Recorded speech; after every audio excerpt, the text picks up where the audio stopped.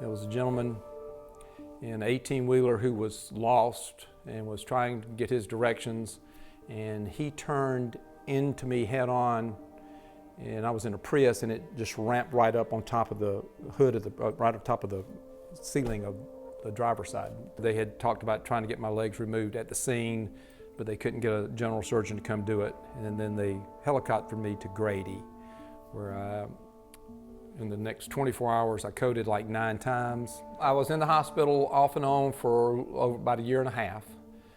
When I first got out of the hospital, my good friend, a physical therapist, worked with me literally every day for about a year. Because when I first got out, after a year and a half, I had not taken one step, not one. Initially, I was told I probably wouldn't walk, and then I was told I probably wouldn't walk without a walker or crutches or something, and then a cane, and then I was able to walk without any of those things. I do have some nerve damage, but I owe a lot of it to him giving me the time.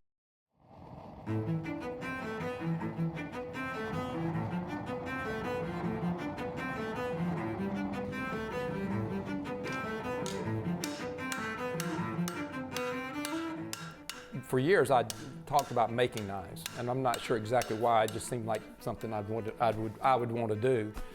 My daddy did a lot of woodwork and stuff, and I'd done that growing up. But I just had always thought I'd make knives. And one day I was discussing this with a good friend of mine, and he said, "You know, I'm tired of you saying this." He said, "You know, you either need to make. You've been telling me this for years. You need to either start making knives, or you need to quit making, or hush." What I say to people, it keeps my hands busy, my mind still. I mean, I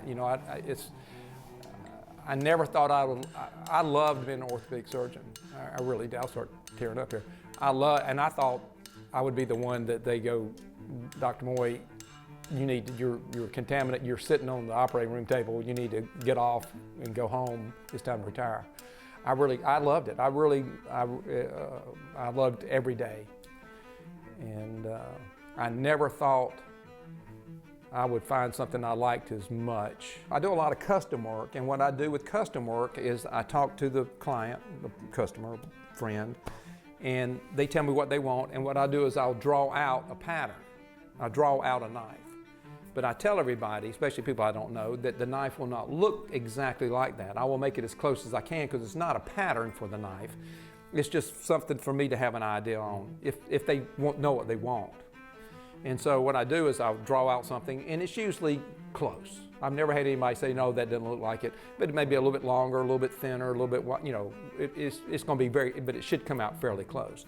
But like today, in the majority of the time when I'm making a custom knife, what I do is I just kind of visualize it as I go.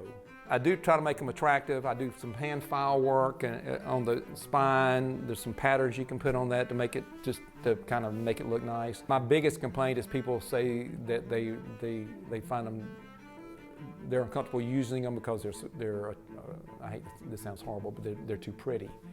And I said, no, they're made to use. They'll still be pretty. I mean, yeah, but I want people to use them.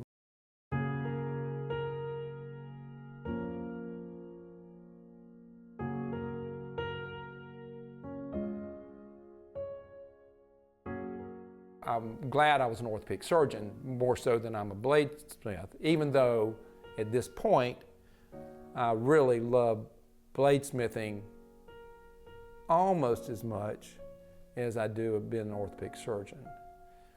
I enjoy doing it, and I do sell knives. It's not, and that's not the point for me. I enjoy doing it. I made 40 or 50 knives I've got in a drawer before I sold a single knife.